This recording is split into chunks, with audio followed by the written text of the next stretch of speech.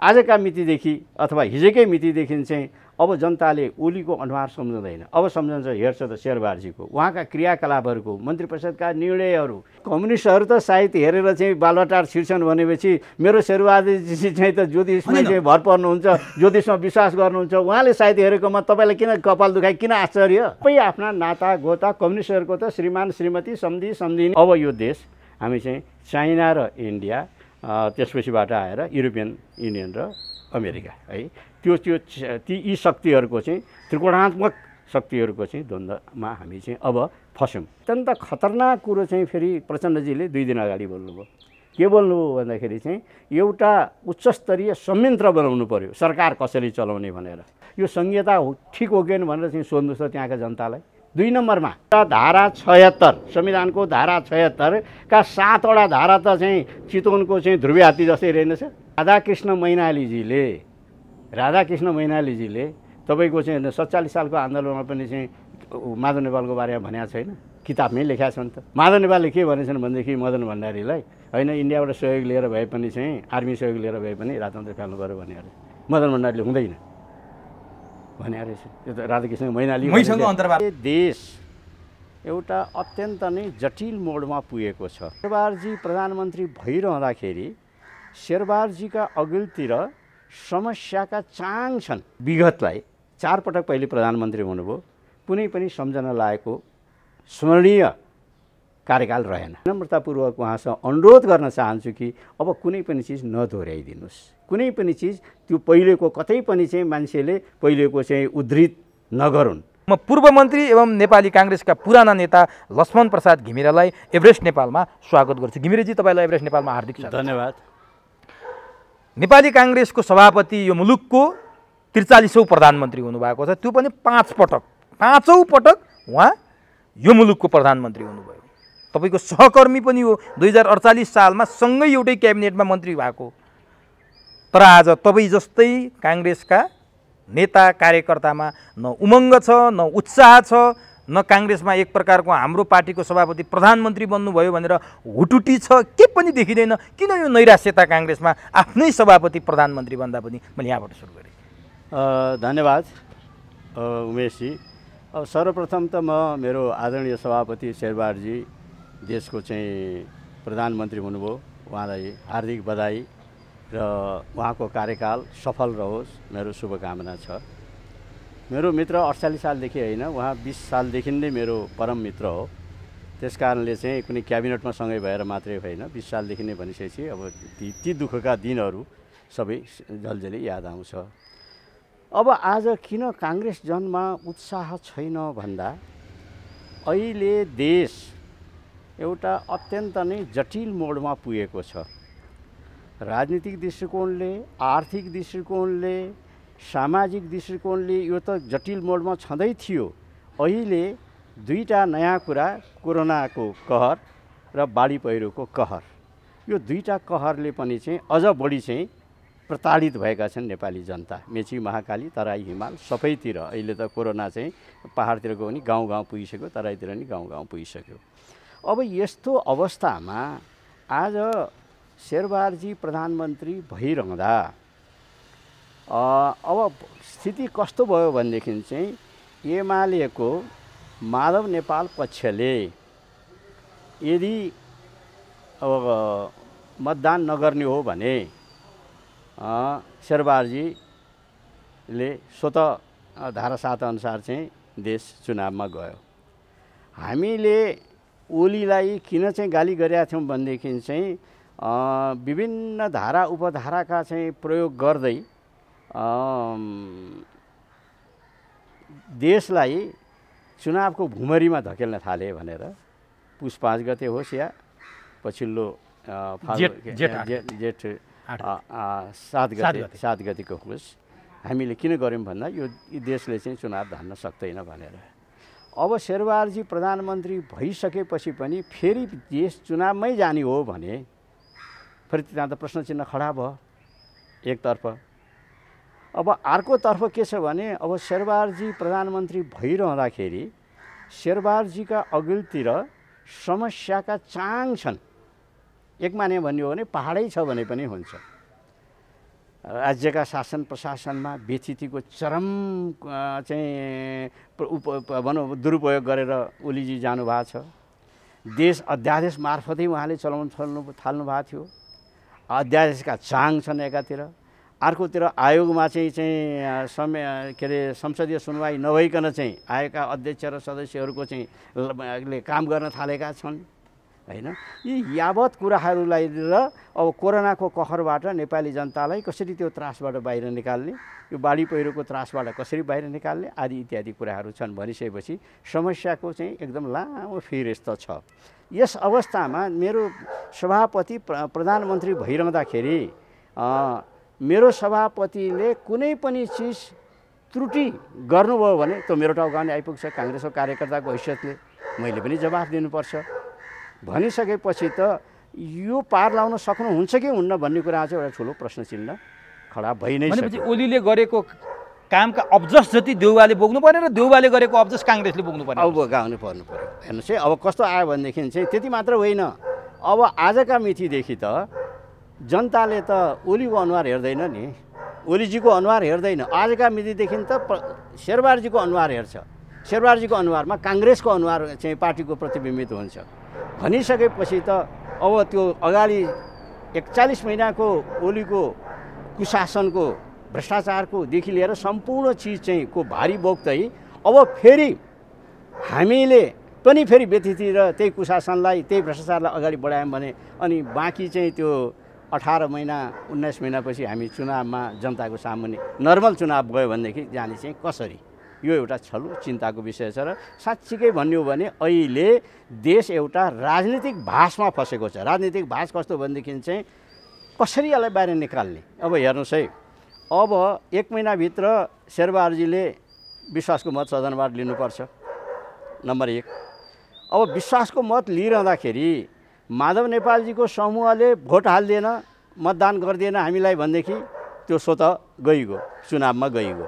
6 महिनाभित्र हामीले स्वतः संसद विघटन भयो, चुनावमा जानु परिगयो। यदि माधव नेपालजीकोले भोट हाल्यो भने हामी कस्तो संविधान बनाएछौँ कि एउटै पार्टी एकै दिन संसदमा विपक्षमा बस्ने, सत्तापक्षमा बस्ने, दुवैतिर बस्ने। एमाले त भने उहाँको समूहले भोट हाल्यो त सत्तापक्षमा बस्यो त्यो दिन, त्यसपछिबाट आएर ओलीजी त विपक्षमा हुँदै हुनुहुन्छ।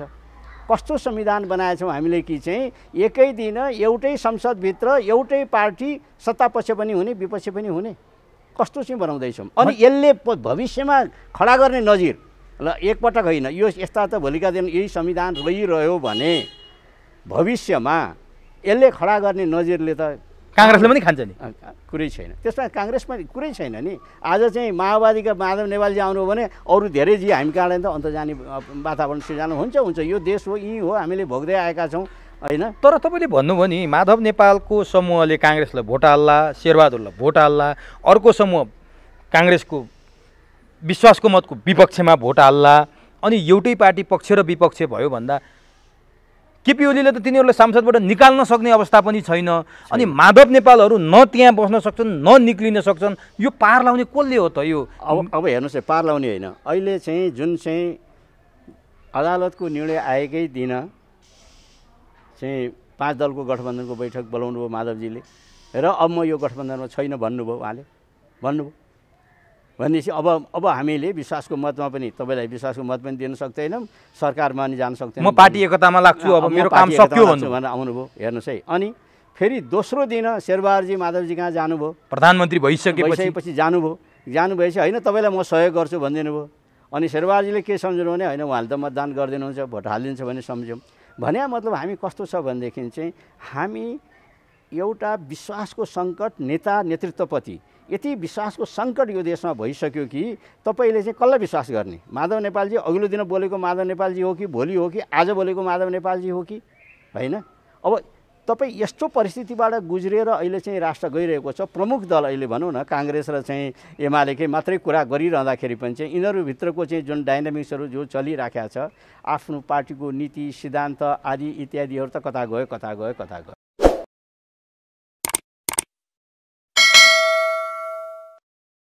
सुधारिएको संसदीय व्यवस्था बनायौँ भनेर भन्नेहरू आज किन यो अवस्था भयो त? आज देशको किन स्थिरता दिन सकेन?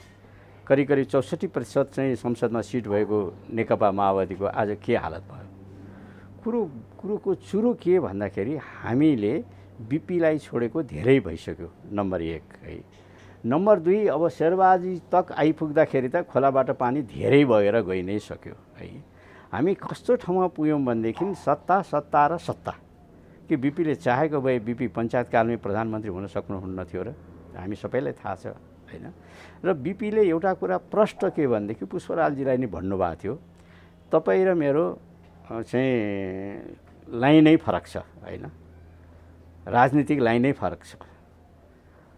त उहाँले जनमत सङ्ग्रहताका मनमोहनजीले एउटै मञ्चमा बसेर चाहिँ भाषण गर्नु पर्यो, संयुक्त आमसभा गर्नु पर्यो भन्दा उहाँले प्रश्न भन्नुभयो, मनमोहन तिमी भन्नुहुन्थ्यो भानिज भाइ कि के त्यस्तै पर्नुहुन्छ उहाँको चाहिँ, तिम्रो कार्यक्रममा आमसभामा म मेरा कार्यकर्ताहरूलाई जाऊ भन्छु र म पनि आएर बस्दिन्छु, अगाडि बस्दिन्छु, तर मञ्चमा सेयर एकै ठाउँमा गर्दिनँ किनकि तिम्रो र मेरो चाहिँ लाइनै मिल्दैन हैन।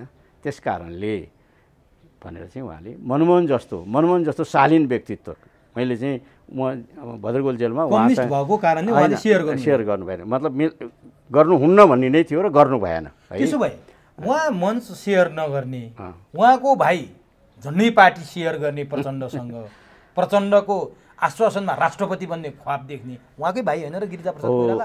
अनि उहाँकै पार्टी शेरबहादुर देउवाको अहिले तपाईँले सामाजिक सञ्जालमा हेर्नुभयो भने म नेपाल विद्यार्थी सङ्घको संस्थापक अध्यक्ष भनेर एउटा भिडियो पनि हाल्नु भएको छ, मैले हेरिरहेको छु। त्यो कुरालाई बिपिन कोइरालाले ठाडै अस्वीकार गर्नुहुन्छ। बिपी कोइरालाको पार्टीको नेपाल विद्यार्थी सङ्घ भन्दा बित्तिकै मान्छेहरूले गर्व गर्थे, त्यो नेपाल विद्यार्थी सङ्घको संस्थापक अध्यक्ष भनेर उहाँले भिडियोमा हाल्नु भएको छ। अनि उहाँले कम्युनिस्टहरूसँग झन्डै पार्टी सेयर गर्नुभयो, भोट हाल्न लाउनु भएको छ, हँसिया हतौडामा अब फेरि लाउँदै हुनुहुन्छ। यो कसरी मिल्छ भने के काङ्ग्रेस होइन शेरबहादुर देउवा? प्रचण्डले भने जस्तै 100 गुणा कम्युनिस्ट हो केपी भन्दा? होइन, यहाँ त कस्तो भइसक्यो भनेदेखि हामीलाई त पीडा भनेकै यही पर्यो। अहिले काङ्ग्रेस पार्टी त छ नि, अन्त काङ्ग्रेस पार्टी त छ, मेरो सभापति पनि शेरबहादुरजी नै हो होइन। पीडा चाहिँ त्यहीँ पर्यो के भनेदेखि हामीले सत्ता स्वार्थको लागि, त्यसमा निश्चित रूपमा केही हदसम्म गिरिजाबाबु पनि जोडिनु भयो है। सायद अब गिरिजाबाबुको जीवनको अन्तिम क्षणमा अत्यन्त पीडादायी देहावसान भयो राजनीतिक दृष्टिकोणले है। उहाँका धेरै कुराहरू राम्रा थिए, कतिपय कुराहरू पछिल्लो भने बाह्रमुन्डेदेखि लिएर आइरहँदाखेरि चाहिँ यो अहिले आइपुग्दाखेरि त फर्केर यदि उहाँ बाँचिरहेको भए के विश्लेषण गर्नुहुन्थ्यो होला म परिकल्पना गर्न सक्छु है। अब रह्यो के भनेदेखि यतिखेर आएर शेरबहादुरजीको चाहिँ विगतलाई 4 पटक पहिले प्रधानमन्त्री हुनुभयो, कुनै पनि सम्झना लागेको स्मरणीय कार्यकाल रहेन उहाँको। 4 पटक म भनिदिउँ, 4 पटक एकैछिन म भनिदिन्छु हजुर। तपाईँ सम्झेर पनि बिर्सिनु भयो कि जस्तो लाग्यो कि 51 सालमा प्रधानमन्त्री बन्नुभयो, पजेरो काण्डदेखि सांसद किनबेचको कलङ्कको टिको म यी सब कुराहरूलाई बुझ्छु होइन, म भन्छु, मलाई भन्न दिनु न। हामीले देखेको शेरबहादुर तपाईँले किन देख्नु भएन त्यो? अनि त्यसपछि उहाँ गिरिजाप्रसाद कोइरालालाई हटाएर 58 सालमा फेरि प्रधानमन्त्री बन्नुभयो। माओवादीहरूलाई 50 लाखको टाउकाको मूल्य तोक्नुभयो, आज उनीहरूसँग सहकार्य गर्नुभएको छ। तपाईँहरूले ल्याएको प्रजातन्त्र भनौँ न 46 सालको किस्तीमा राखेर दरबारलाई बुझाउनु भयो। फेरि 61 सालमा प्रधानमन्त्री हुनुभयो, असक्षम भनेर राजाले फेरि फाल्थे काङ्ग्रेसको नेतालाई। अनि उहाँ फेरि 74 मा प्रधानमन्त्री हुनुभयो, कहिले प्रधान न्यायाधीशमाथि महाभियोग लाउने कुरा गर्नुभयो, पुलिसका आइजिपी फेर्नेमा उहाँले के गर्नु भएन, जग जाहेर छ। अनि तपाईँले केही नगरे भन्दाखेरि अप्ठ्यारो मान्नुहुन्न शेरबहादुरजीले? अब तपाईँ एउटा पत्रकारको हैसियतले तपाईँले यी कुराहरू भन्नु स्वाभाविकै हो।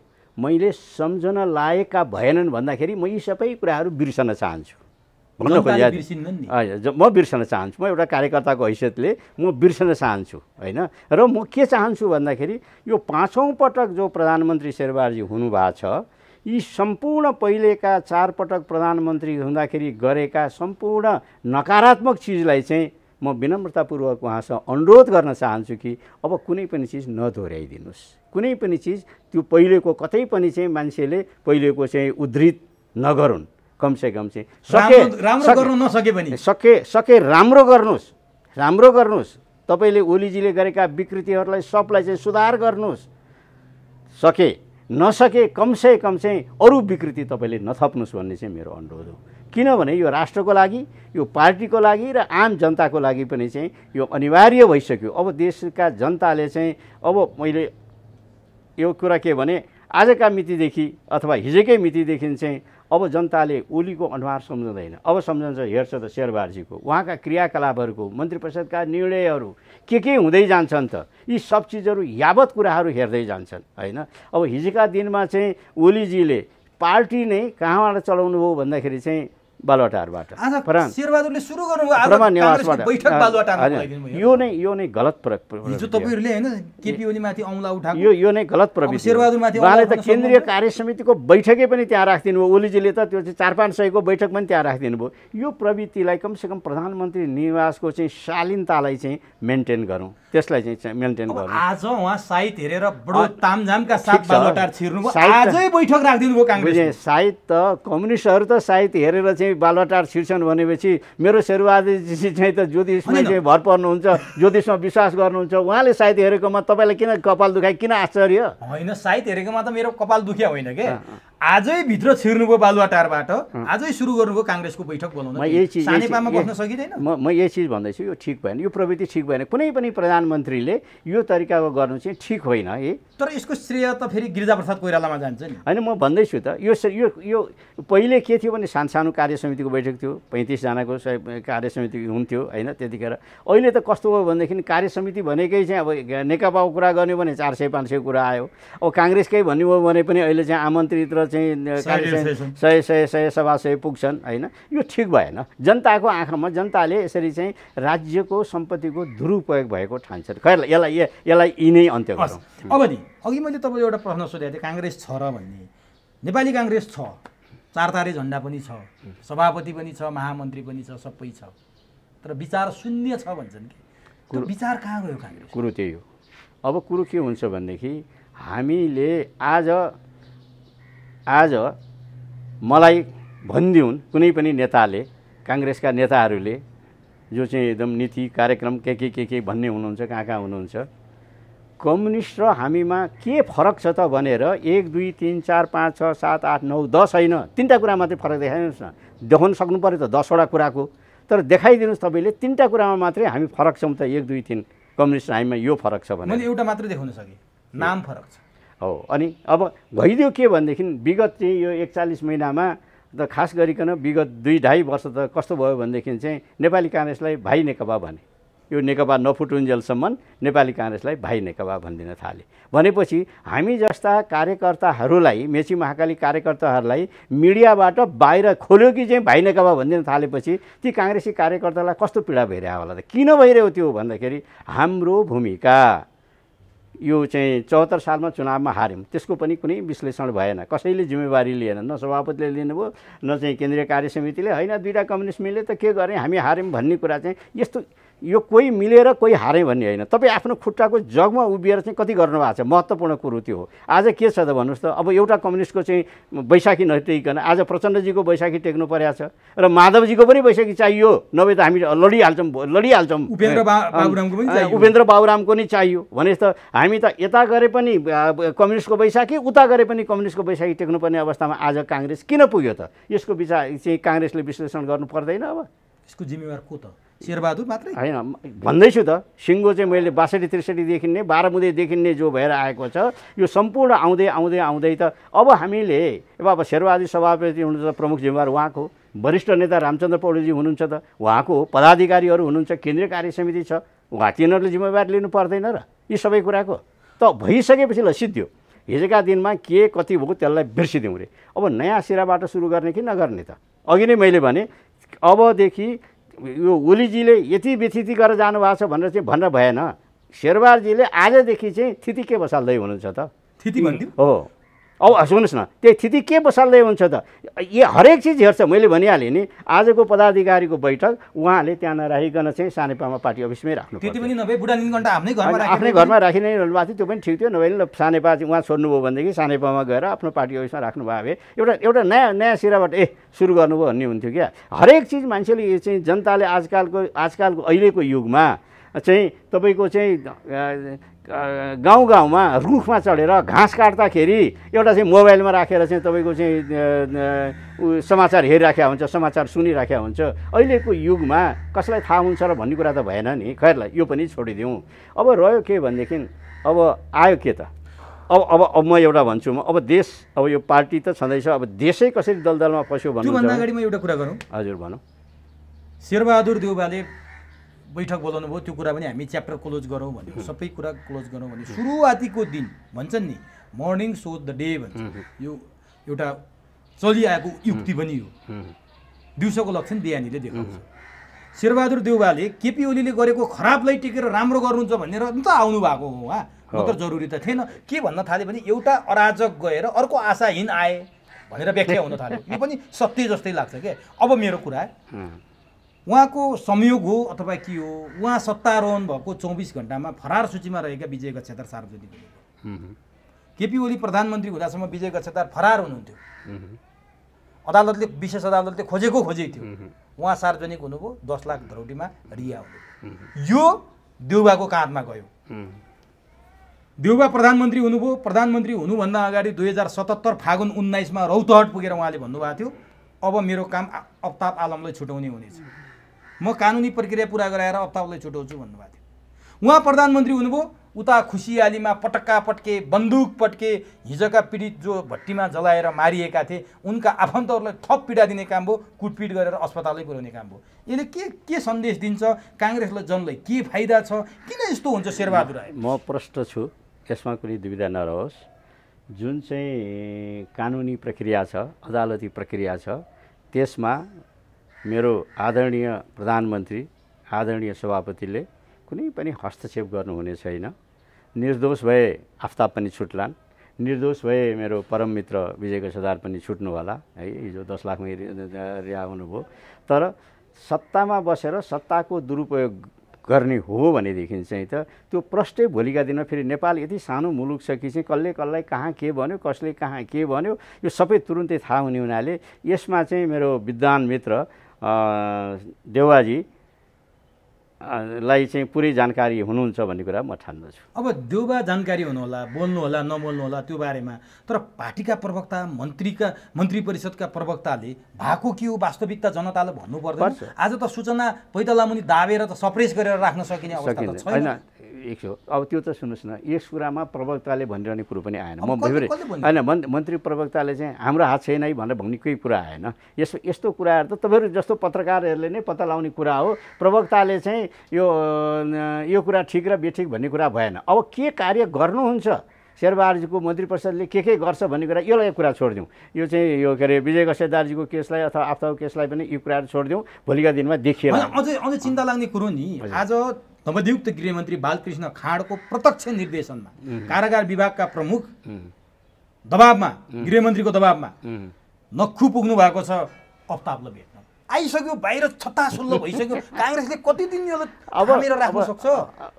फेरि लड्ने होइन तपाईँहरू चुनाव? सुन्नुहोस्, अब जो यसमा संलग्न हुन्छन् उहाँहरूले नै बेहोर्दै जाने कुरो र त्यसको छिटा त हामीलाई पनि जरुर पर्छ। तपाईँ होइन, निश्चित रूपमा पर्छ। यी कुराहरू नगरिदिएको भए बेस हुन्थ्यो। यो कुराहरूले गर्दाखेरि के छ भने भोलिका दिनमा यो तपाईँले मैले भने शेरबहादुरजी प्रधानमन्त्री मात्रै भए त होइन नि। अघि नै मैले भने काङ्ग्रेस एउटा भासमा फस्दै त छैन भने। अब मैले यो प्रश्नको जवाब किन दिनुपर्ने? किन भन्दाखेरि काङ्ग्रेस जनले भोलि गाउँमा पनि जवाफ दिनु पर्ला, बाहिर जवाफ दिनु पर्ला होइन। इत्यादि कुराहरू नहुन्, नगरून्। त्यसमा शेरबहादुरजीले चाहिँ विवेक पुर्याउनुहोस्, बुद्धि पुर्याउनुहोस्, आफ्ना मन्त्रीहरूलाई के गर्नुपर्छ गर्नुहोस् भन्ने कुरा हो। अब म अलिकता यता फरकतिर जान चाहन्छु। तपाईँ यो काङ्ग्रेस पार्टीभित्रै मात्रै आउनुभयो। यो चाहिँ म देशमा आउनुभन्दा अगाडि अझै एउटा छ कि म तपाईँले सोध्ने। उहाँहरूले के भन्नुभयो भने 62-63 को परिवर्तन केपी ओलीले ध्वस्त पार्न थाले, संविधान च्यात्न थाले, यो फाल्न थाले। हामी 62-63 को परिवर्तनका हकदारहरू 5 पूर्व प्रधानमन्त्री थिए नि, 5वटा दल थिए नि गठबन्धन गरेको। हामी चाहिँ यो जोगाउन, अन्तर्राष्ट्रिय हस्तक्षेप जोगाउन अब हामी एक ठाउँमा छौँ। संसद पुनर्स्थापना भएर शेरबहादुर देउवालाई प्रधानमन्त्री नियुक्त गर्ने आदेश आएपछि मात्रै जोगिन्छ भन्नुभएको थियो। अब तपाईँ भन्नुहुन्छ देश भड्कालोमा जाँदैछ, भासमा जाँदैछ, बर्बादै हुँदैछ। उहाँहरू भन्नुहुन्छ केपी ओली गए, अब सबै कुरा बच्यो, 12 बुँदेबाट आएको सफलता हामीले जोगायौँ, अब देश सही मार्गमा गयो? कुन हो बेठिक, कुन हो ठिक? अब तपाईँले देश कसरी सही मार्गमा जाँदैछ एउटा कुरो, यसले पहिले त आफ्नो प्रतिनिधि सभाले आफ्नो कार्यकाल पुरा गर्नु पर्यो, जुन पुरा गर्ने सम्भावना अहिले देखिएको छैन।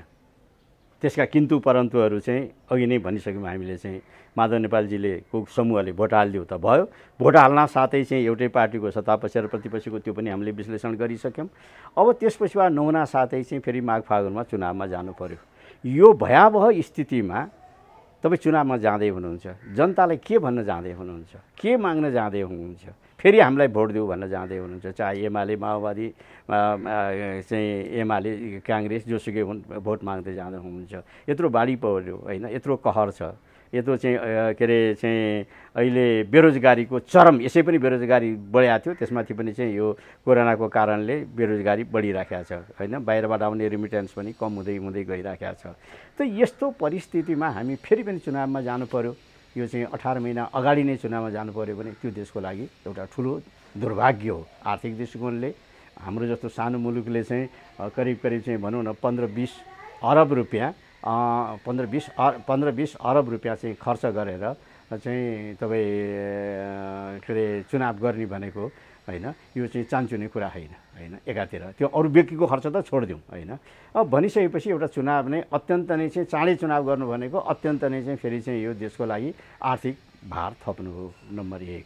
नम्बर 2, यो त्यसपछि अब म प्रवेश कहाँ गर्न चाहन्छु भने तपाईँले संविधान यस्तो संविधान बनाउनु भएको छ कि फेरि चुनाव गर्नुहोस्। अब त एउटा पार्टीको 64% छोडिदिनुहोस् न, हेर्नुहोस् न कसका कति आउँछन्। अनि तपाईँको आयाराम गयाराम कसलाई आज एउटा पार्टी एउटासँग जोडिया छ, फेरि अर्को पार्टी अर्कोसँग जोडिया छ, कहाँ छ जोडिया छ। यो संविधानको जुन समानुपातिक भन्ने छ, पहिले त 275 छ, अहिले 165 प्रत्यक्ष, 110 चाहिँ समानुपातिक छ। त्यो 110 समानुपातिकलाई त्यही प्रत्यक्षमै हालिदिनुहोस् न, 275 सिटमा गरिदिनुहोस् न, प्रत्यक्ष गरिदिनुहोस् न। तपाईँले महिलालाई राख्नुपर्छ भने कति राख्ने त? 33% महिलालाई राख्नुपर्छ, सिटै तोकिदिनुहोस्। कहाँ 33% महिलाको चाहिँ यसपालि यो चाहिँ यति नम्बर क्षेत्रमा, यसपालि यति नम्बर, यो सबै गर्दै भइगयो नि। अनि जनताले पनि प्रत्यक्ष भोट आउँछ र यहाँ यो त 110 उम्मेदवार त कस्ता छन् भने अहिले हेर्नुहोस् त, सबै आफ्ना नाता गोता, कम्युनिस्टहरूको त श्रीमान श्रीमती सम्धी सम्धिनी आदि इत्यादि, काङ्ग्रेसभित्र पनि त्यस्तै हुँदा अब ती शब्द प्रयोग गर्दा अलि अप्ठ्यारो लाग्छ, बोयफ्रेन्ड गर्लफ्रेन्ड सबै चाहिँ यो अवस्थामा पुगेको छ अहिलेकै। हेर्नुहोस्, मैले पहिलो चाहिँ संविधान सभामा तपाईँको 601 जना मध्ये चाहिँ काङ्ग्रेसको होस्, कम्युनिस्टको होस्, एमाले होस्, माओवादी होस्, सबका नाता गोता, सबका परिवार त कमसेकम त्यो बेलामा मलाई लाग्छ 13-14 जना त चाहिँ त श्रीमान श्रीमती नै समूह। यो सबै तहमा त 55 जोडी छन् अन्त 3 तहमा भन्नुहोस् त। अब भनिसकेपछि त्यसले के रहेछ त यो समानुपातिक भनेको? जनताको आँखामा छारो हाल्ने, अनिखेरि चाहिँ सबै चाहिँ आफ्नो चाहिँ एकदम सीमित परिवारभित्र, सीमित समूहभित्र, अनि त्यसपछि अर्को विकृति ल्याएको चाहिँ के भनेदेखि त्यो चाहिँ बेच्ने, पैसा दिएर चाहिँ सांसद बनाइदिने।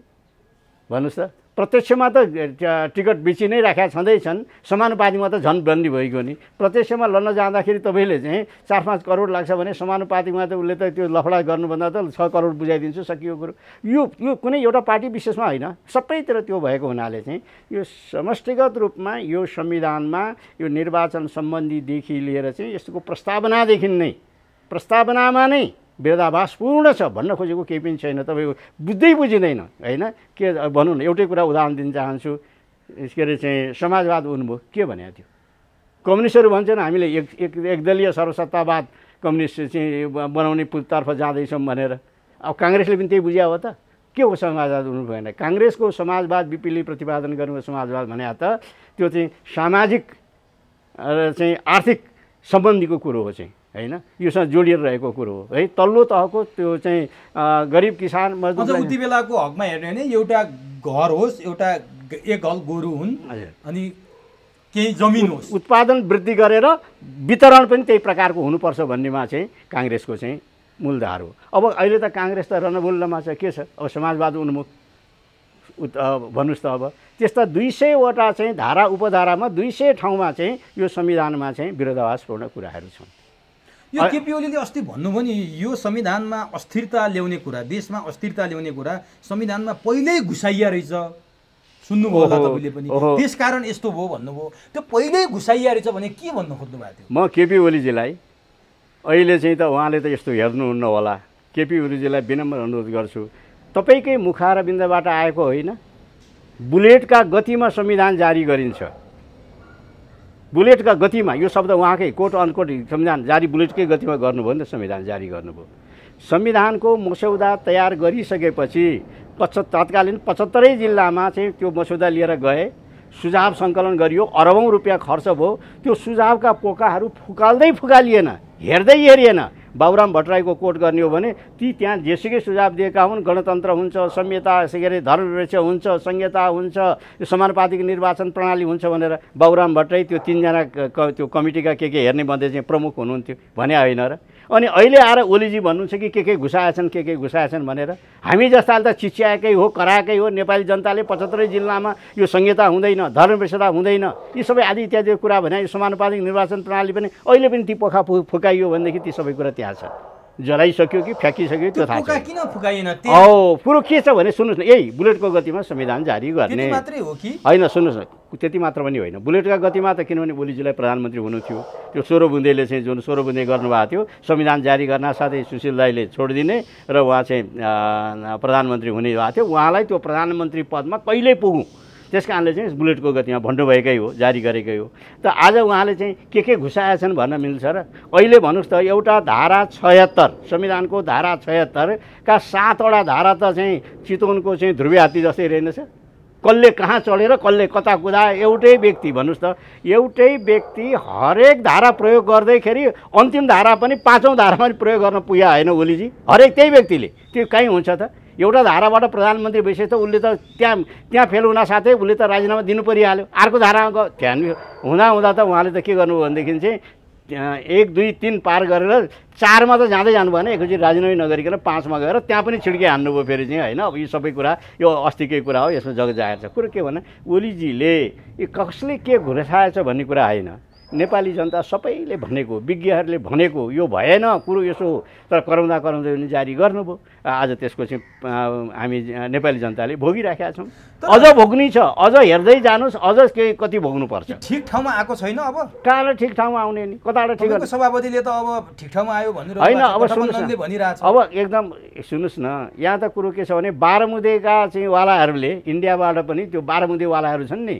हर्ताकर्ताहरू, गराउनेवालाहरू क्या पक्षधरहरू भनौँ न, गराउने त जति बितिसक्नुभयो चाहिँ मुखर्जी बितिसक्नुभयो, राष्ट्रपति है, प्रणवजी बितिसक्नुभयो है। अब यहाँ त कस्तो छ भनेदेखि त्यो बाह्रमुदेकै बारेमा नि एउटै कुरा भनौँ, ड्राफ्ट त्यहाँबाट आयो, प्रणब मुखर्जीबाट आयो, 3-4 जनाका हातमा पुग्यो, माधव नेपालजी कहाँ नि पुग्यो, बाबुरामजी कहाँ नि पुग्यो, हाम्रो कृष्ण सिटौलाजी कहाँ नि पुग्यो है। यी 3-4 सबैलाई के भन्यो भने यो तैँले बनाएको ड्राफ्ट है, हेर्नुहोस् है, तैँले बनाएको ड्राफ्ट है भनेपछि अहिले पनि हेर्नुहोस् त माधवजी कसले भनेको मैले बनाएको ड्राफ्ट भन्नुहुन्छ होइन।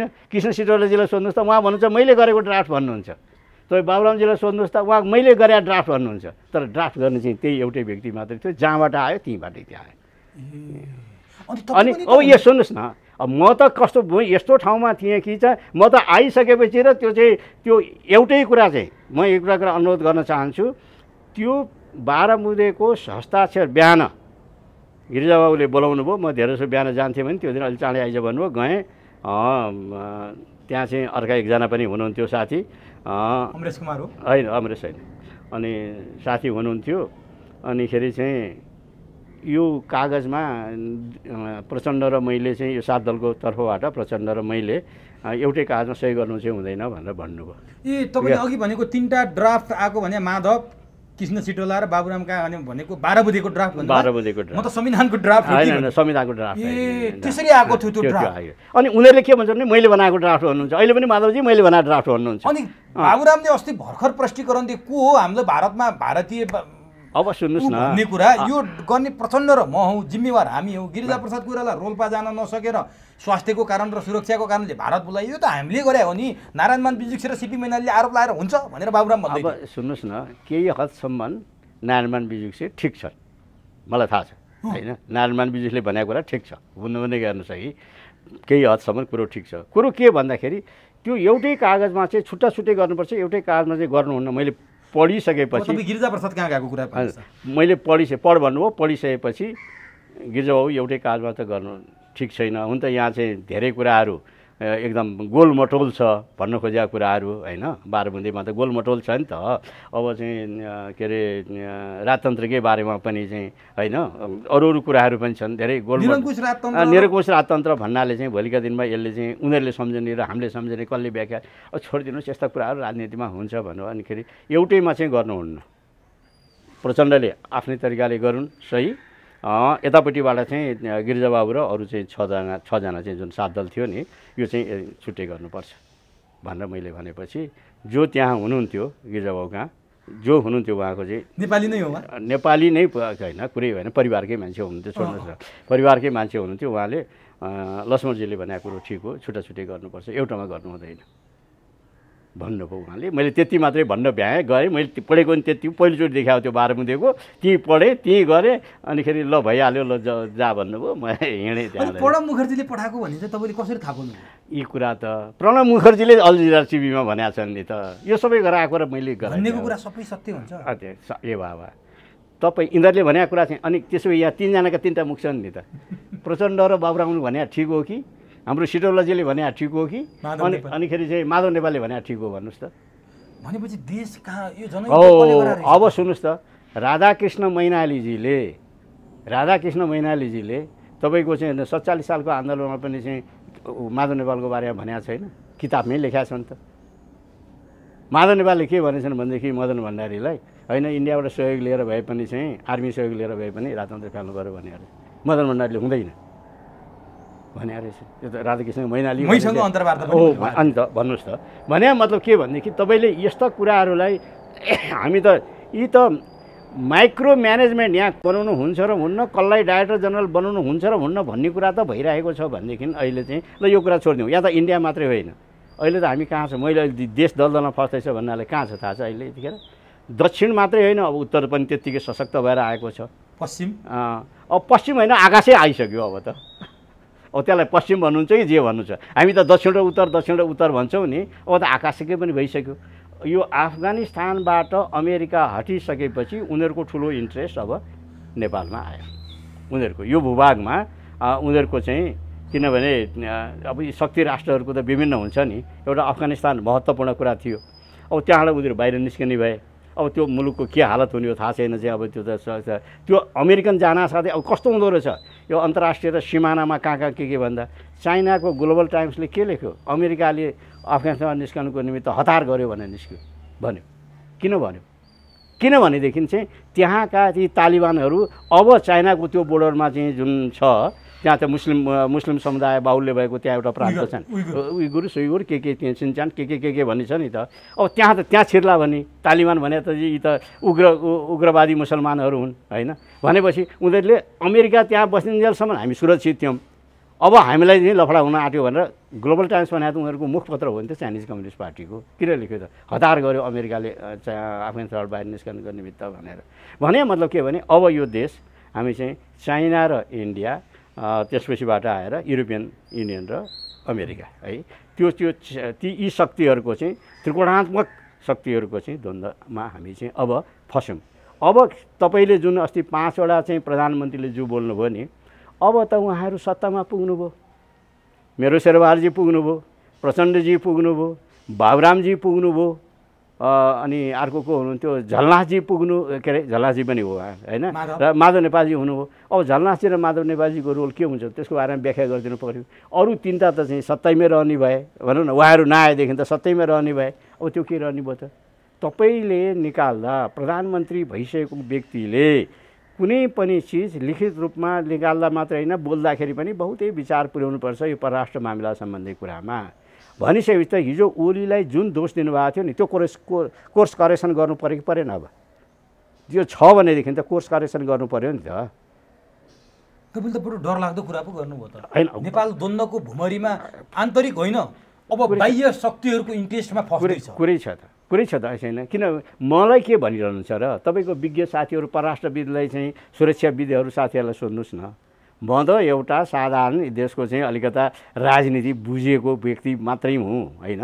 तर यसका जुन सुरक्षा विज्ञहरू, यसका परराष्ट्रविदहरू जसले चाहिँ डाइनामिक्स बुझ्छन् चाहिँ एकदम पुरा। अहिले हेर्नुहोस् त, अब चाइनाले भर्खरै भन्नुहोस् न, चाइनाले अहिले के गर्यो, पोभर्टी एलिभेसन चाहिँ भनेर सार्कको करिब सार्कको विकल्पमा अथवा बिम्स्टेकको विकल्पमा एउटा चाहिँ तपाईँको भुटान र इन्डिया मालदिभ्स बाहेक अरू सार्क मुलुकलाई चाहिँ राखेर अनि तपाईँको सभापति त्यहाँ जानु भएन होइन। केपी ओली हुनुहुन्थ्यो, प्रचण्डको थियो, त्यो त्यो अर्को, त्यो फेरि त्यो चाहिँ अर्को। यो अहिले भएको त अर्कै, यो अस्ति भर्खरको यहाँ होइन, त्यो बेग्लै। त्यो चाहिँ त चाइनाको चाहिँ कम्युनिस्ट पार्टीको 100औं वार्षिक उत्सवमा। अनि त्यसपछि उहाँले एउटा शिखर सम्मेलन आयोजना गर्नुभयो जुम मार्फत।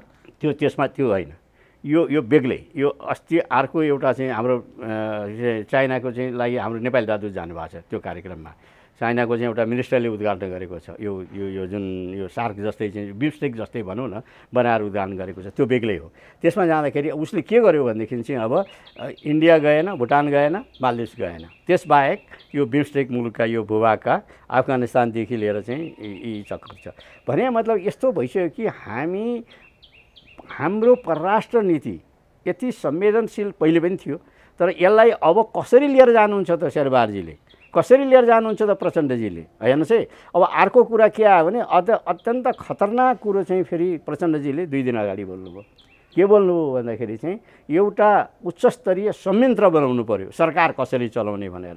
त्यही कुरा उठाउँदा केपी र प्रचण्डको बिचमा द्वन्द्व भएर नेकपा छेदविच्छेद। हजुर, अब त्यो संयन्त्र बनाउनु पर्यो भनेपछि शेरबहादुरजीले अब सरकार कसरी सञ्चालन गर्नुहुन्छ?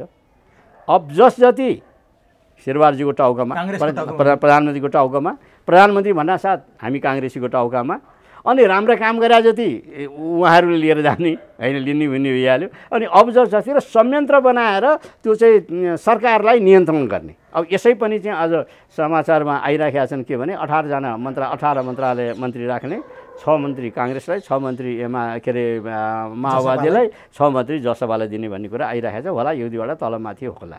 अब भनिसकेपछि हामी त कस्तो भइसक्यो भने त्यसमाथि पनि अझ संयन्त्र बनाउने भनेर चाहिँ बाबुराम के अरे प्रचण्डजी भनिरहनु भएको छ। भनिसकेपछि हामी प्रचण्डजी, बाबुरामजी आदिको चाहिँ बैशाखीमा अब यसरी यी संयन्त्र बनाएर गर्दाखेरि चाहिँ के राम्रा काम गर्न सकौँला, के गर्न सकौँला नसकौँला, के होला, यी सबै कुराले देख्दा नै आज चाहिँ अहिले सुरुमा तपाईँले जो प्रश्न गर्नुभयो काङ्ग्रेसी जनमा किन उत्साह छैन भनेको कारण भने यी सबै परिदृश्य हेरेर अहिले जुन भइरहेका छन् र आउनेवाला जुन छन् त्यो परिदृश्य हेरेर चाहिँ अनिखेरि काङ्ग्रेस जनमा चिन्ता भएको। अब हामीलाई के छ भने हामी आफ्नै कुरा सबै घुमीखेरीको मेरो सारा तत्त्व के भने हामी जतिसुकै होस् जेसुकै होस् हामी आफै खुट्टा उभियौँ। काङ्ग्रेसको पहिचान पहिले पत्ता लगाउँ। हिजो बिपीले छोडेर जानुभएको जुन दिन जानुभएको त्यो काङ्ग्रेसको पहिचानलाई चाहिँ यसलाई हामीले कायम गरौँ र जनतामा अब हामी यो के अरे कम्युनिस्टको लसपस मात्रै होइन, हामी कम्युनिस्टभन्दा यति कुरामा फरक छौँ भनेर जनताको साममा जानु पर्यो। अब तपाईँले यो ढङ्गबाट बहस गर्नुभयो, बिपीको विचार बोकेर बहस गर्नुभयो। अहिलेको काङ्ग्रेस है, अब त्यो बिपीको काङ्ग्रेस हो क्या तपाईँले कुरा गरेको? अहिले गिरिजाप्रसादको काङ्ग्रेस, बिपीको राष्ट्रियता प्रजातन्त्र र समाजवादको काङ्ग्रेस छैन। आज त्यहाँ तपाईँहरू हुनुहुन्थ्यो नि, आज यसरी तपाईँहरू कर्नरमा पारिनु भएको छ। अहिलेको काङ्ग्रेस सहमति सहकार्य र एकताको काङ्ग्रेस हो नि त गिरिजाप्रसादको। अब सहमति सहकार्य र एकताको काङ्ग्रेसले त कम्युनिस्टसँग पनि सहकार्य गर्नु पर्यो, कम्युनिस्टसँग मिलेर चुनाव लड्नु पर्यो। भोलि प्रचण्डलाई चितवनमा दाइजो दिनु पर्यो, अरूको पूर्व मन्त्रीहरूको भाषा सापट्टि लिने हो भने अरू ठाउँमा बाबुरामलाई गोर्खामा दाइजो दिनु पर्यो, अनि माधवलाई रौतहटमा दाइजो दिनुपर्ने होला। गर्नु परेन सहमति सहकार्य र एकता?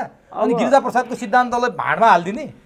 अब तपाईँले गिरिजाप्रसादको सिद्धान्तलाई गिरिजाबाबुले सबै ठिक गर्नुभयो भनेर मैले भनेकै छैन। मैले भनेकै छैन। हेर्नुहोस् है, तपाईँ प्रष्ट हुनुपर्छ सहमति सहकार्य एकता के को लागि? शेरबहादुर प्रधानमन्त्री अनि उहाँ प्रधानमन्त्री भएर अनि के को लागि त? काङ्ग्रेसको लागि, देशको लागि। कता के त्यो यी समस्याहरू कसरी समाधान गर्नुहुन्छ? ल समस्या समाधान गर्नुहुन्छ भने एक हातलाई त्यो बुझौँ। आज 62-63 पछि कति वर्ष भयो? आज त 16 वर्ष। 16 वर्ष भयो। 16 वर्षमा देश कहाँ छ त? अहिले के छ त? स्थायित्व छ, राजनीतिक स्थायित्व छ? केन्द्रदेखि चाहिँ प्रान्त हुँदै तलसम्म चाहिँ शासन छ कि? गाउँमा गएर सोध्नुहोस् त। प्रान्त भनेपछि त गाउँका जनतालाई थाहा नै छैन कहाँ छ। तपाईँ अन्त छोडिदिनुहोस् न। 2 नम्बर प्रान्तमा गएर यो संहिता ठिक हो कि भनेर चाहिँ सोध्नुहोस् त त्यहाँका जनतालाई। 2 नम्बरमा जहाँ चाहिँ संहिताको चाहिँ एकदम हाम्रा ठुल्ठुला कुरा गरेर ती जन्मने ठाउँको त्यहाँ गएर सोध्नुहोस् त, गाउँमा गएर है। भनिसकेपछि त यी त सबै बोझ बाहिरबाट चाहिँ आयातित, यो युरोपियन अमेरिकन यो कुन चक्करबाट आएको चाहिँ यो संहिता धर्मनिरपेक्षता यी चाहिँ समानुपातिक। इन्डियामा समानुपातिक नचाहिने हामी कहाँ समानुपातिक किन? अमेरिकामा समानुपातिक नचाहिने हामी कहाँ समानुपातिक किन? बेलायतमा समानुपातिक नचाहिने हामी कहाँ किन चाहिँ समानुपातिक? के कारणले? इन्डियाको विविधतालाई चाहिँ तपाईँ बुझ्नु हो भनेदेखि हाम्रोभन्दा त हजारौँ गुणा बढी विविधता छ। एउटै प्रान्तमा चाहिँ जाति धर्म के अरे ओबिसी भन्छ के भन्छ त उनीहरूले कसरी मिलाएको छ हेर्नुहोस् त। त्यहाँ चाहिँ राष्ट्रपतिकै हेर्ने हो भने पनि राष्ट्रपति तपाईँको चाहिँ पहिलो राष्ट्रपति राजेन्द्र प्रसाददेखि लिएर अहिले पछिल्लो राष्ट्रपतिसम्म आउँदाखेरि कसरी मिलाएको छ? पूर्व पश्चिम उत्तर दक्षिण मुसलमान दलित सबै मिलाएर बनाएको छैन। त्यहाँ गर्नुपर्ने त त्यो हो नि त। यहाँ त के भनेदेखि त्यो कानुनमा लेखेपछि अनिखेरि चाहिँ आफ्नो मान्छे राख्ने। अब अब यो चिन्ता तपाईँले व्यक्त गर्नुभयो, तपाईँ संविधान बनाउने ठाउँमा हुनुहुन्थ्यो तर एक्लै गर्न सक्ने अवस्था थिएन। हुन त काङ्ग्रेस जस्तो पार्टीको प्रमुख सचेतक भएरै काम गर्नुभयो तपाईँले 64को संविधान सभा चुनाव पछाडि। तपाईँले चिन्ता व्यक्त गर्नुभयो, निरन्तर गर्दै आइरहनु भएको छ। अब यति अब्जस छ, यति दोष छ, यति विकृति छ, यो डङ्गुर बोकेर शेरबहादुर देउबा अगाडि आउनु भएको छ। अब शेरबहादुर देउबाकै पालामा 74 सालमा गराइएको चुनावमा तपाईँहरू बालवाला प्रधानमन्त्रीले गराएको चुनावमा प्रत्यक्षमा 23 सिट जित्नुभयो जम्मा, खुम्चेर त्यहाँ आउनुभयो। हेर्नुहोस् त। अनि समानुपातिकको विरोध गरिरहनु भएको छ, त्यो नभइदिया भए तपाईँहरूको 63-64 कसरी पुग्थ्यो? यो अवस्थामा काङ्ग्रेस छ। अब फेरि शेरबहादुर देउबा यो अब्जसको केपी ओलीले गरेका जम्मै अब्जस शेरबहादुरले बोक्नुपर्ने अवस्था छ। यदि चुनाव यो अवस्थामा भयो, शेरबहादुरले सबै अब्जसको भारी बोके र चुनाव गराए, चाहे विश्वासको मत पाएर हो चाहे नपाएर पूर्ण अवधिको, र यो बिचमा उनी 1 महिनामा विश्वासको मत नपाएको चुनाव हो, काङ्ग्रेस कहाँ पुग्ने देख्नुहुन्छ यही अवस्थामा चुनाव भयो भने? तपाईँको प्रश्नको उत्तर तपाईँको सुरुकै प्रश्नमा जान्छ। किन काङ्ग्रेसी जन्म अहिले चाहिँ शेरबहादुरजी मेरो आदरणीय चाहिँ सभापति प्रधानमन्त्री हुँदाखेरि पनि काङ्ग्रेसी जन्म किन उत्साह छैन भन्दा यही अब दुष्चक्रमा फेरि फस्यौँ हामी। प्रचण्डजीले भनिसक्नुभयो अब हाम्रो यो चाहिँ गठबन्धन अब चाहिँ यो आउने चुनावमा मात्रै होइन अर्को चुनावसम्म पनि जान्छ भनिसक्नुभयो। भने मतलब काङ्ग्रेसको पैसा टिपेर चुनाव टिप्नु छ नि। अब यो सबै भने मतलब के होइन, काङ्ग्रेसको पैसा चुनाव टिप्नु छ भने मतलब के भने हामी आफूबाट स्खलित हुँदै जाने अनि कम्युनिस्टहरूलाई चाहिँ फेरि जिता ल्याएर अनि फेरि अब आउने चुनावपछि यदि चुनाव भयो भने अब आउने चुनावपछि फेरि कम्युनिस्टहरूले चाहिँ आत्मआलोचना गर्दै यिनै प्रचण्डजी, यिनै ओलीजी, यिनै माधव नेपालजी एक ठाउँमा उभिएर हामीले हिजो गल्ती गऱ्यौँ अब हामी गल्ती गर्दैनौँ भनेर फेरि एक ठाउँमा पुग्यो भने तपाईँ के गर्नुहुन्छ? तपाईँले पहिला उठाएको कुरो पनि अब यो सम्भावना नेपालको कम्युनिस्ट उसमाहरूमा चाहिँ मैले 48 सालदेखि मैले भोग्दै आएको छु। कम्युनिस्टहरूको कसरी चाहिँ एमालेबाट माले फुट्यो है, कसरी फेरि चाहिँ पछि वामदेव गौतम कसरी फर्केर आउनुभयो, के भयो, या हरेक कतिवटा थिए 21-22वटा कम्युनिस्ट पार्टी थिए, कति मिले कति फुटे, सत्तामा नपुग्दाखेरि पनि फुटिरहेछन् होइन। भनेपछि माओवादी पार्टी आज कति टुक्रा छन् तपाईँले ठ्याक्कै भन्नुभयो भने भन्न सक्नुहुन्न। माओवादी पार्टी होइन शक्तिशाली भएर आएको 64 सालमा होइन, तपाईँहरू त 37 सिटमा खुम्चिनु भयो। अनि भनेपछि त त्यो बखतमा 120 ल्याउँदाखेरि हामी 37 सिटमा चाहिँ खुम्चिया थियौँ होइन, त्यो के अरे प्रत्यक्ष निर्वाचन। आज कहाँ छ त्यो पार्टी? आज कहाँ छ त्यो पार्टी? कति टुक्रा भएको छ होइन। त भने मतलब फेरि भोलि उनीहरूको आज हिजो होइन अहिले आइसक्यो त। अहिले चाहिँ माधव नेपालजी र विप्लवजी प्रचण्डजी र बाबुरामजीको चाहिँ उनीहरूको चाहिँ धेरै चाहिँ छलफल अगाडि बढेर गइराखेको छ। मिलुन बेग्लै कुरा हो, तर कुरो कहाँ आउँछ भन्दाखेरि यसले देशलाई कहाँ पुगेको छ, यहाँ नीतिगत कुरै भएन। नीतिगत कुरामा अडिएको भए, काङ्ग्रेस अडिएको भएदेखि आज हाम्रो यो हालतै हुँदैन थियो। हेर्नुहोस् है, अब रह्यो चुनावमा जाने भन्ने कुरा तपाईँ कुरा गर्नुहुन्छ भने चुनावमा हेर्नुहोस् कम्युनिस्ट पार्टीमा मैले मान्ने व्यक्ति भनेको एउटा मनमोहन अधिकारी। म भद्रगोल जेलमा उहाँसँग करिब 1.5 वर्ष सँगै बसेँ। साह्रै शालीन व्यक्ति। एकचोटि म त्यस्तै फेरि प्रश्न सोधिहाल्ने मर्निङ वाक इभिनिङ वाक गर्दाखेरि, अनि तपाईँ कसरी कम्युनिस्ट हुनुभयो भनेर मैले प्रश्न गरेँ। उहाँले के भन्नुभयो भनेदेखि होइन लक्ष्मणजी तपाईँ कसरी काङ्ग्रेस हुनुभयो भनेर भन्नु ठ्याक्कै सोध्नुभयो। अनि मैले भने 15 सालको चुनावमा सूर्यबाबु रामेसभा लड्नुभयो।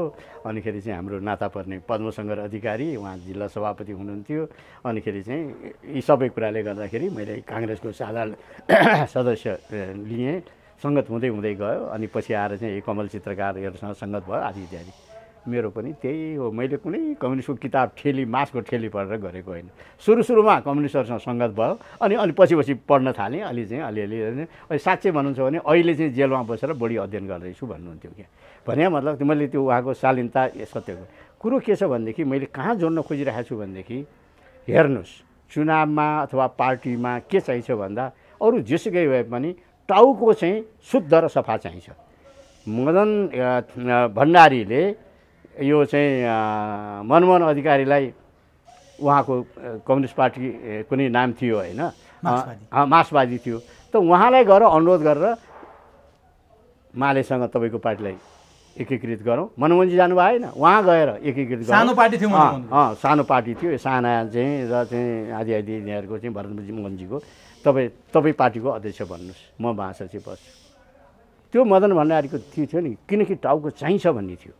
90देखि त 48 सालको चुनावमा पनि जसुकै गरे पनि यी झाबाली टाउका काटुवै भन्ने थियो नि त, यिनीहरूलाई त आरोप त थियो नि। त मनमोहनको चाहिँ त्यो टाउकोले गर्दाखेरि चाहिँ त्यो चाहिँ अध्यक्ष पदमा राखेको हुनाले पछिसम्म पनि चाहिँ उनलाई विपक्षी दलको नेता पनि बनायो नि त। विपक्षी दलको नेता मदन भण्डारी आफै हुन सक्दैन नि त, तर मनमोहनलाई नै चाहिँ विपक्षी दलको नेता बनाए होइन। त्यो किन चाहिँदो रहेछ भन्दा यो जनतामा जानको निमित्त एउटा स्वच्छ टाउको चाहिन्छ। त्यस कारणले काङ्ग्रेसभित्र पनि अब हामीले एउटा चाहिँ नीति, काङ्ग्रेसको पहिले नीति नै सुधार गर्नु पर्यो,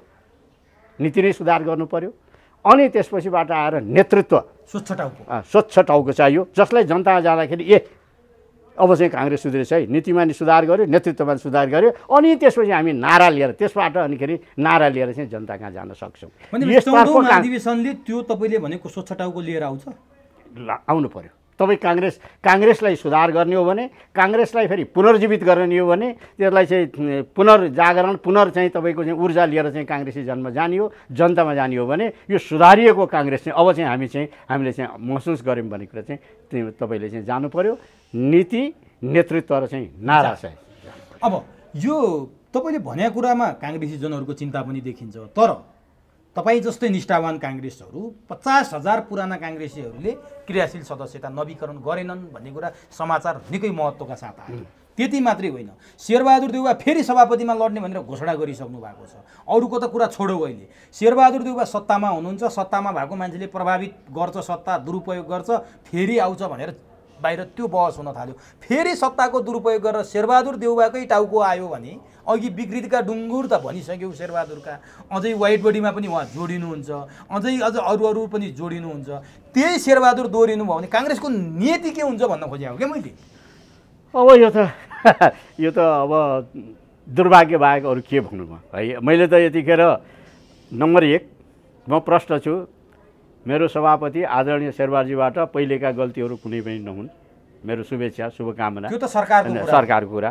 आउने उसमा शेरबहादुरजीले जति चलाउनु भयो 5 वर्ष 5.5 वर्ष पार्टी सभापति चलाउनु भयो। तपाईँले जे गर्नुभयो, गर्न सक्नु भएन, तपाईँका आफ्ना क्रियाकलापहरू जे भए उहाँले अब चाहिँ यो चाहिँ पार्टी सभापतिबाट उहाँले चाहिँ पुनः नउठिदिएदेखि चाहिँ यो पार्टीको लागि पनि कल्याण हुन्छ, उहाँको लागि पनि कल्याण हुन्छ। कहिलेकाहीँ के हुन्छ भनेदेखि तपाईँले केही चिज त्याग गर्दाखेरि तपाईँलाई चाहिँ जनताले जेसुकै भए पनि त सक्यो सकेन बेग्लै कुरा हो, यो त छोड्यो भन्ने हुन्छ। त्यस कारणले म त विनम्रतापूर्वक उहाँलाई अनुरोध गर्न चाहन्छु, उहाँले अब तपाईँको टाउका तपाईँले भनिसक्नुभयो, तपाईँले सभापतिमा उठेर तपाईँले जितिहाल्नुभयो भने पनि तपाईँले सत्ताको दुरुपयोग गरेको त आरोप त लाग्ने भयो तपाईँमाथि।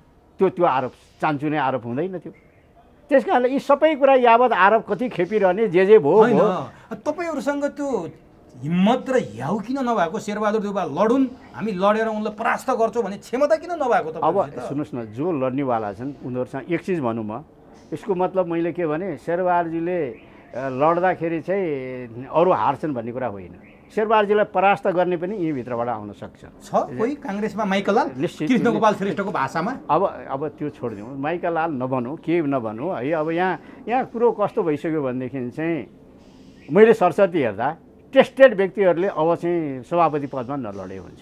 भनेपछि शेरबहादुर देउबा त हो नि टेस्टेड होइन, अरू पनि टेस्टेड भने पदाधिकारीहरू पनि त सबै पुग्नु भयो नि त। कोहीचोटि पदाधिकारी हुनुभयो, कोही एकपटक हुनुभयो होला, कोही 3 चोटि हुनुभयो होला, कोही कहाँ पुग्नु होला, कहिले नाम नलिउँ। अब भनिसकेपछि तपाईँले यदि पदाधिकारीहरू भएर एक ठाउँ उभिएर बसेको भए, मेरो वरिष्ठ नेता रामचन्द्र पौडेलजी लगायत पदाधिकारी एक ठाउँ उभिएर बसेको भए शेरबहादुरजीले यो 5 वर्षसम्म चाहिँ यस तरिकाले चाहिँ पार्टीलाई बेहाल गर्न सक्नुहुन्थ्यो? तर गल्ती तपाईँहरूको होइन, हाम्रो के गल्ती हो? तपाईँहरूले शेरबहादुरलाई समर्थन गरे होइन सभापतिमा? भन्दैछु, शेरबहादुरजीलाई समर्थन गरे हो बाकाइदाले, कम्तीमा पनि चाहिँ 400-500 भोट हाम्रो गएको शेरबहादुरजीलाई। है, शेरबहादुरजीले जुन मसँग तपाईँसँग कुरा गर्नुहुन्छ भने 2 चोटि करिब 3 घन्टा जति 3 घन्टा 2 चोटि शेरबहादुरजीले विगतका कुनै पनि गल्तीहरू दोहोऱ्याउँदिन भन्नुभएको छ। तर उहाँ चाहिँ सभापति भएको 2 महिनापछि उहाँका क्रियाकलापहरू हेरिरहँदाखेरि हेर्नुहोस् आज के छ, भातृ सङ्गठनहरू लथालिङ्ग, कहाँ छ नेभी सङ्घ, कहाँ छ तरुण दल, कहाँ छ किसान सङ्घ, कहाँ छ महिला सङ्घ। अब यी सबै कुरा फिरिस्त लामो छ। अब यतिखेर महाधिवेशनमा एजेन्डा उठाउनु पर्दैन, यो अब तपाईँहरूले शेरबहादुरलाई प्रश्न सोध्नु पर्दैन? अनि यी सबै आइहाल्ला नि। किन अब त्यसो हो भने तपाईँ त शेरबहादुरको लाइनमा अहिले यसपालि शेरबहादुरलाई सहयोग गर्ने देखिएन तपाईँको कुरा सुन्दा। लक्ष्मण घिमिरेको उम्मेदवार को, अथवा लक्ष्मण घिमिरे आफै लड्ने हो कि तपाईँको उम्मेदवार को हो त यसमा? म आइसक्यो नि 14 विनम्रतापूर्वक अनुरोध गर्न चाहन्छु। म यसरी भन्न सकिराखेको छु, म आफै उम्मेदवार हुने हो भने म यसरी भन्न सक्दैन। त्यसकारणले मैले मेरो चाहना र म जस्ता मेची महाकालीका साथीहरूको चाहना एउटा यस्तो व्यक्ति आओस् जसलाई लिएर चाहिँ भोलिका दिनमा पार्टी त्यसले हाँक्न सकोस् र जनतामा चुनावमा जाँदाखेरि पनि चाहिँ त्यो अघि नै मैले मनमोहनजी र मदन भण्डारीले जसरी चाहिँ मनमोहनजीलाई ल्याएर चाहिँ टाउको अगाडि सारेर गए नि, त्यस्तै किसिमको चाहिँ एउटा व्यक्तित्व आउनु पर्यो जसलेलाई लिएर चाहिँ हामी मेची महाकाली। त्यसो भए तपाईँको रोजाइ शेरबहादुर देउबा, रामचन्द्र पौडेल, शशाङ्क कोइराला, होइन मलाई यो नाम सुन्नुहोस्, नाम नलिनुहोस् न तपाईँ। नाम वर्तमान पदाधिकारी र पूर्व पदाधिकारीहरू बाहेक भनिसकेपछि शेखर कोइराला त पदाधिकारी भन्नु भएको छैन? अब को होला? शेखर कोइराला होला, रामप्रसाद होला, हरि राई होला। होइन सुन्नुहोस् न, अहिले it is too early to say होइन, तर आउनु पर्यो। तर एउटा कुरा के छ भने जोसुकै आए पनि एजेन्डा क्लियर भएर आउनु पर्यो। उसको एजेन्डा क्लियर हुनु पर्यो होइन, उसले गर्ने कुरा क्लियर हुनु पर्यो। आज म भनौँ शेरबहादुरजी फेरि चुनाव लड्नुहुन्छ भने शेरबहादुरजीले त्यतिखेर सभापतिमा लड्दाखेरिको उहाँको घोषणापत्र अहिले पनि मसँग छ। म शेरबहादुरजीलाई सार्वजनिक रूपमै देखाउन चाहन्छु उहाँले के गर्नुभयो त सुरुको प्याराग्राफदेखि अन्तिम प्याराग्राफसम्म। तपाईँले त अब आउने सभापतिका उम्मेदवारले काङ्ग्रेसभित्रको विकृतिहरू, काङ्ग्रेस र कम्युनिस्टमा फरक, यसरी म पार्टीलाई सञ्चालन गर्छु आदि इत्यादि कार्यहरू त प्रष्टताका साथ जो आउँछ त्यसैलाई नै हाम्रो समर्थन। ल ठिक छ, अब काङ्ग्रेसको महाधिवेशन मैले गरेन, म अन्तिमतिर छु।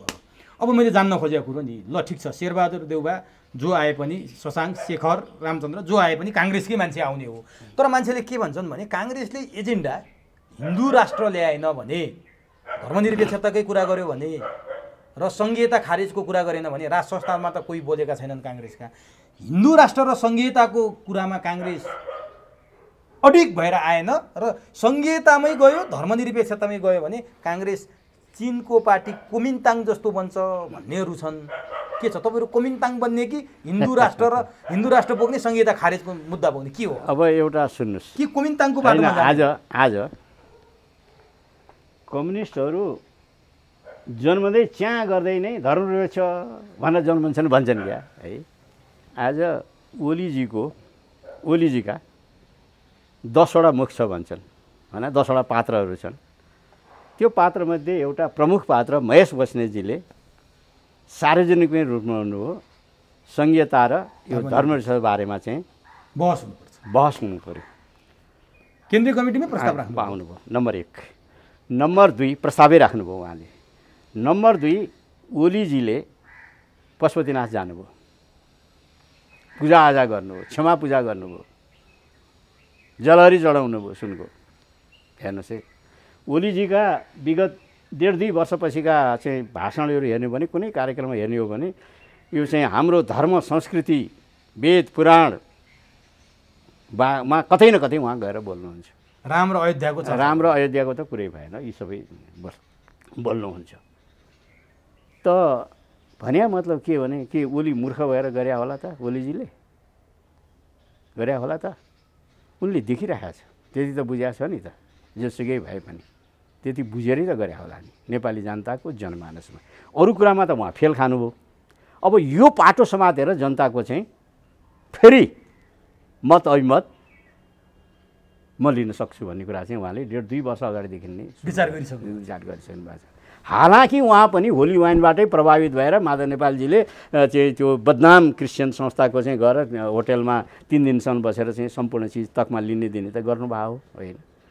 मलाई विश्वास लाग्दैन कि उहाँ चाहिँ भित्रैदेखि परिवर्तन भएर चाहिँ ओलीजी चाहिँ धार्मिक व्यक्तित्व हुनुभएको भन्ने लाग्दैन। तर नाटक त गर्नुभयो अब त जनताले पत्या त छैनन्। तर कुरो के छ भन्दाखेरि चाहिँ त्यो बुझिसक्यो उसले कि नेपाली जनताको चाहना के छ होइन। भनेपछि काङ्ग्रेस जस्तो पार्टीले किन धर्मनिरपेक्षतामा जानु पर्यो त, जसमा कि हाम्रो ओमकार परिवार 94.5% ओमकार परिवार छन्।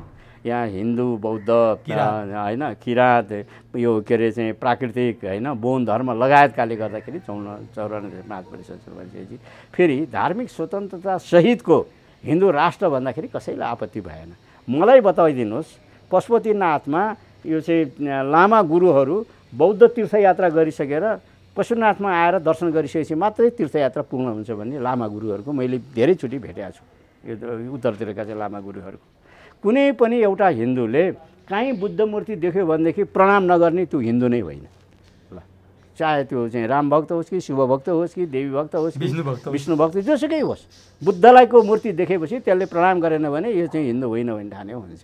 यो परिवर्तित चाहिँ यो क्रिस्चियन भइसकेको छ भन्ने ठाने हुन्छ। अनि काङ्ग्रेसले बोक्छ त हिन्दू होइन, बोक्छ त भन्ने कुरा होइन। काङ्ग्रेसले यी सबै कुराहरूमा काङ्ग्रेसले पुनर्विचार नगर्ने हो भने अब काङ्ग्रेसको त अब अहिले त भनिहालेँ नि मैले त किन यो भाषमा फसिरहेको छ, किन काङ्ग्रेसमा उत्साह, फेरि तपाईँको हरेक प्रश्नको उत्तर चाहिँ सुरुमै जान्छ क्या। किन उत्साह भएन काङ्ग्रेसमा भन्दा यी चिजहरू गरिदिनु भयो। शेरबहादुरजी धन्यवादका पात्र हुनुहुन्छ। आजभोलि त राधे राधे लाएर फोटो धर्म कर्मका फोटोहरू उहाँका श्रीमतीले सामाजिक सञ्जालमा अब सुन्नुहोस् न, श्रीमती आरुजी राणाजीलाई चाहिँ धन्यवाद प्रणाम। कमसे उहाँ पनि धर्मात्मा हुनुहोला, गर्नुहोला, त्यसमा पनि मलाई कुनै कुरो भएन। तपाईँको महामन्त्रीले त हिन्दू राष्ट्रको कुरा उठाउँदै आउनु। अब उहाँ महामन्त्रीज्यू हिन्दू राष्ट्रको कुरा उठाउनुहुन्छ, एकचोटि बिबिसीमा बोल्नुभयो, राम्रो बोल्नुभयो भने लागेको थियो।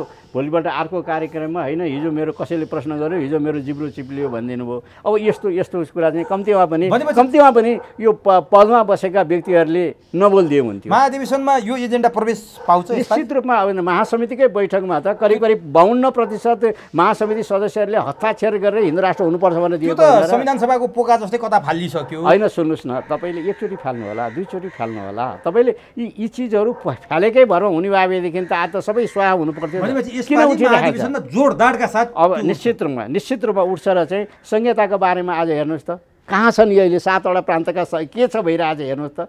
कोही बजेट पास, कोही अध्यादेशबाट निकाल्छन् बजेट, कोही मध्यरात्रिमा चाहिँ सदन थगन गर्छन्, कोही कहाँ अहिले त हेर्नुहोस् त यो त कस्तो गाई जात्रै भएको छ। हिजो लुम्बिनीमा के भएछ, कर्णालीमा के भएछ,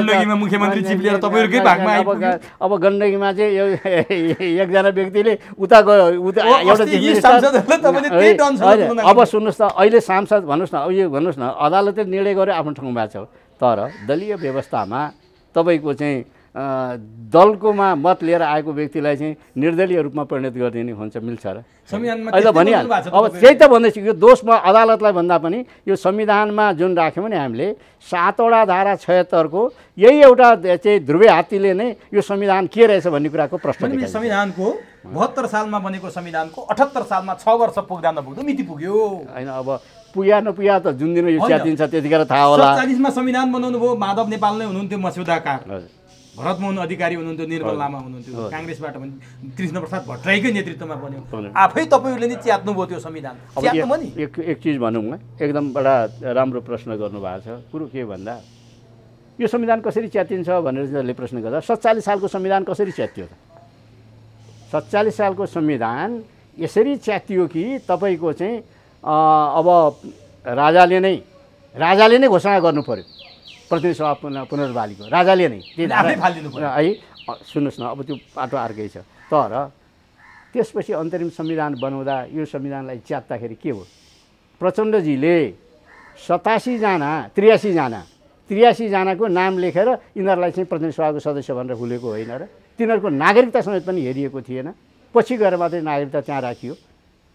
विकृति त्यहाँबाट सुरु। त्यो विकृति त्यहाँबाट भन्नुहोस् त। अब त्यो अन्तरिम संविधान बनाएर जुन प्रकारको चिजहरू गर्यो नि त्यहाँबाट सुरु भएन र तपाईँको। भनेपछि तपाईँले सत्ता जसले जे गरे पनि हुने। 47 सालको संविधान त 15 वर्षमा च्यात्नु। मैले एउटा अचम्मको लागेको छ कि पञ्चायतकालको संविधान 30 वर्ष टिकेछ, ठ्याक्कै आधा टिकेछ 47 सालको संविधान 15 वर्ष टिक्यो।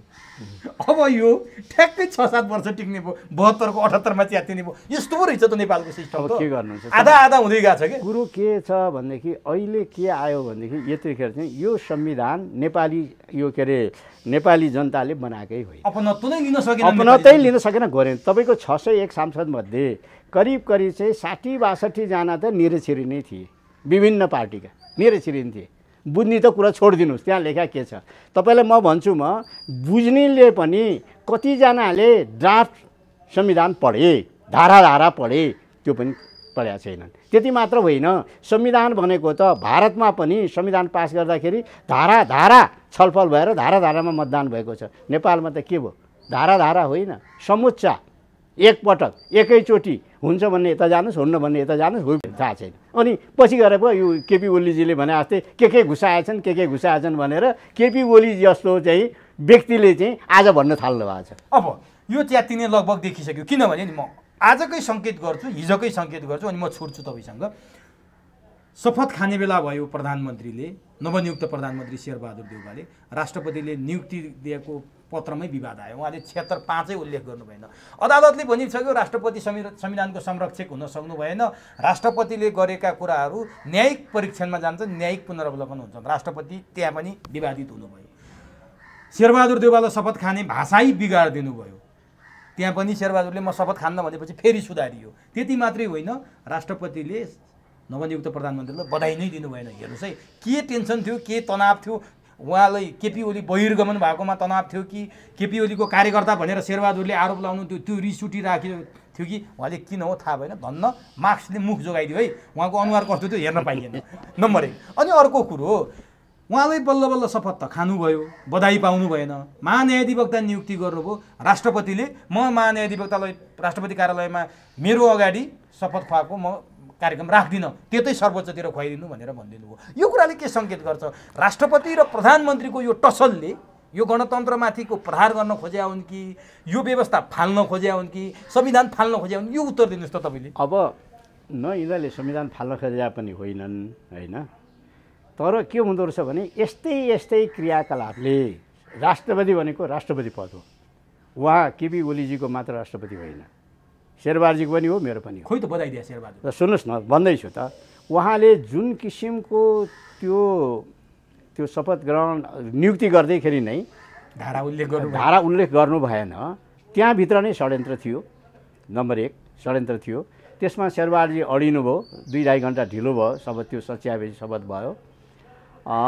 तर उहाँले कम्तीमा पनि जेसुकै भए पनि, मन परे पनि नपरे पनि, जेसुकै भए पनि प्रधानमन्त्रीलाई चाहिँ तपाईँलाई धन्यवाद र चाहिँ तपाईँलाई सफलताको शुभकामना। दुई शब्द बोल्दाखेरि चाहिँ धेरै राम्रो हुन्थ्यो। त्यो पदको गरिमा राष्ट्रपतिले, महामहिम राष्ट्रपतिले राख्नु भएन, मलाई दुःख लागेको छ। अर्को दुःख तपाईँले जुन यो आज भन्नुभयो नि चाहिँ यो महान्यायाधिवक्ता त्यो स्तरमा झर्न थालेपछि अब गणतन्त्रमाथि त नेपाली जनताले कामै नलाग्ने रहेछन्। यसै पनि भन्न थालेका थिए राजा एउटा थिए, तिनलाई चाहिँ ठेगाना राख्नु पर्थ्यो, ठेगानमै राख्नु पर्थ्यो होइन।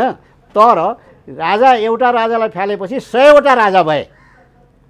यहाँ चाहिँ 100वटा राजा, प्रचण्डजीदेखि लिएर सबैजी यो फिरिस्ता नै छ। अरू 100 भन्छन्, म चाहिँ 51 भन्छु है। खैर ल, यी 51वटा राजा भए। अब त्यो देशले ती 51 राजालाई थेक्न सक्दैन भन्ने कुरा चाहिँ आम जनतामा परिसकेको छ। त्यस कारणले गणतन्त्र सङ्घीयता यो आफ्नै बोझका कारणले, धर्मनिरपेक्षता यो समानुपातिक आफ्नै बोझका कारणले सकिँदैछ कि भन्ने लाग्न थालेको छ। अब अन्तिममा भनिदिनुहोस् त, तपाईँको सहकर्मी, तपाईँको साथी, तपाईँको पार्टीको सभापति, यो मुलुकको 43औं प्रधानमन्त्री हुनुभएको छ 5औं पटक। उहाँको पहिलेका विकृतिका फेरिस्त छन्, अघि पनि भनिसक्यौ।